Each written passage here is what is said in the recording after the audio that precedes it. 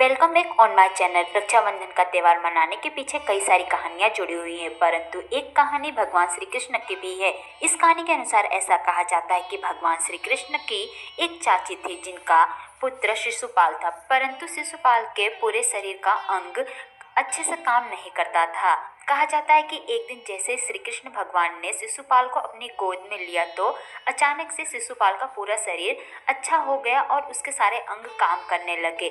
शिशुपाल की माता अपने पुत्र का शरीर अच्छा देख के तो बहुत ज़्यादा ही खुश होती है, परंतु उसके साथ रोने लगती है और श्री कृष्ण भगवान से कहने लगती हैं कि मेरे पुत्र के बारे में ऐसा कहा गया है कि जिस व्यक्ति के हाथों मेरे पुत्र का शरीर अच्छा होगा उसी व्यक्ति के हाथों ही मेरे पुत्र की मृत्यु भी होगी। और साथ ही वो श्री कृष्ण भगवान से कहती हैं कि आप मुझे वचन दीजिए कि आप मेरे पुत्र को नहीं मारेंगे।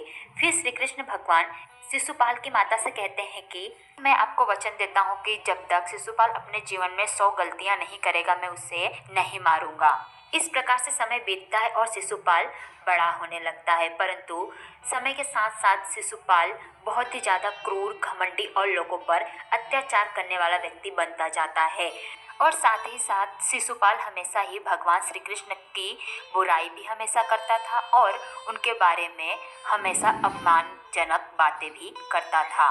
परंतु एक दिन तो हद ही हो जाती है। एक सभा में सभी लोग बैठे होते हैं और वहाँ पर भगवान श्री कृष्ण, द्रौपदी और शिशुपाल भी बैठे होते हैं, परंतु शिशुपाल वहाँ पे भी भगवान श्री कृष्ण की बुराई करने लगता है और उन्हें अपमानित करने लगता है।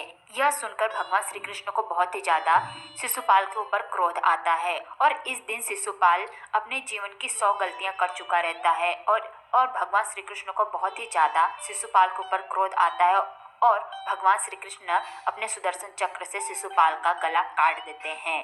परंतु सुदर्शन चक्र के कारण भगवान श्री कृष्ण के उंगली में भी चोट लग जाती है और खून निकलने लगता है और सभी लोग सोचते हैं कि इनकी उंगली पर क्या बांधा जाए कि खून को रोका जाए, परंतु उसी समय सभा में उपस्थित रही हुई द्रौपदी अपनी साड़ी का एक टुकड़ा फाड़ती है और भगवान श्री कृष्ण के हाथ में बांध देती है।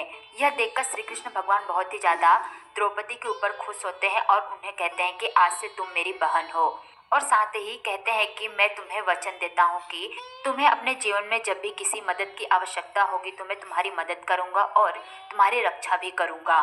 और कहा जाता है कि इसके साथ ही रक्षाबंधन के त्यौहार का प्रारंभ हो गया और लोग रक्षाबंधन का त्यौहार मनाने लगे।